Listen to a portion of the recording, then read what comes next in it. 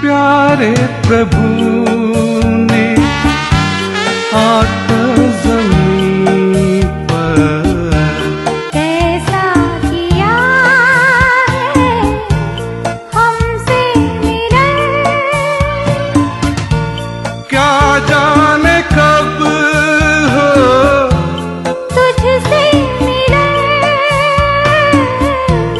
हमको तो ऐसा प्रतिदिन बता।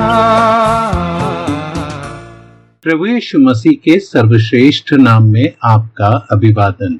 पवित्र बाइबल में मत्ती रचित सुसमाचार के 16वें अध्याय के 26वें वचन में हम इस प्रकार पढ़ते हैं, यदि मनुष्य सारे जगत को प्राप्त करे और अपने प्राण की हानि उठाए तो उसे क्या लाभ होगा, या मनुष्य अपने प्राण के बदले क्या देगा। प्रभु यीशु मसीह ने मनुष्य के सामने उसके जीवन की एक बड़े चुनाव के विषय में कहा है, जिसके विषय में वह कभी विचार करता ही नहीं है। मनुष्य के लिए बहुमूल्य क्या है, उसके अनमोल प्राण, आत्मा, या फिर इस संसार की व्यर्थता। यदि मनुष्य जग जीत ले और उसका अनुभव करने के लिए वह जीवित ही न रहे तो उसके लिए क्या लाभ। परंतु प्रभु यहाँ इससे भी प्रमुख और प्रधान बात कहना चाहते हैं। प्राण, आत्मा मृत्यु के बाद भी अस्तित्व में रहता है, इसीलिए इस संसार का कुछ भी उसकी बराबरी नहीं कर सकता है, क्योंकि जो भी नुकसान इस जीवन में होगा उसकी भरपाई कभी नहीं हो सकती है और उस नुकसान का बोझ उस मनुष्य को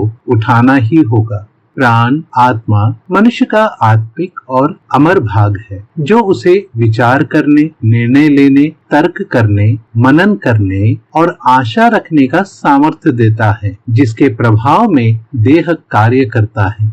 जन्म से पापी मनुष्य का प्राण, आत्मा पाप के कारण दूषित, दागी और द्रोही हुआ है, अर्थात पाप के कारण मनुष्य परमेश्वर का बैरी है। जीवित रहते मनुष्य यदि अपने पापों से छुटकारा न पा सके तो मृत्यु के बाद उसके लिए एक ही ठिकाना बचता है, नरक, जहां वह परमेश्वर के क्रोध को सदा ही सहता रहेगा। प्रभु यीशु मसीह जो संपूर्ण मनुष्य जाति के लिए क्रूस पर बलिदान हुआ और मृतकों में से तीसरे दिन जी उठकर पाप और मृत्यु पर जय पाया है, क्या आप अपने लिए उस पर विश्वास रखकर मृत्यु के बाद एक सुरक्षित भविष्य चुनना नहीं चाहोगे?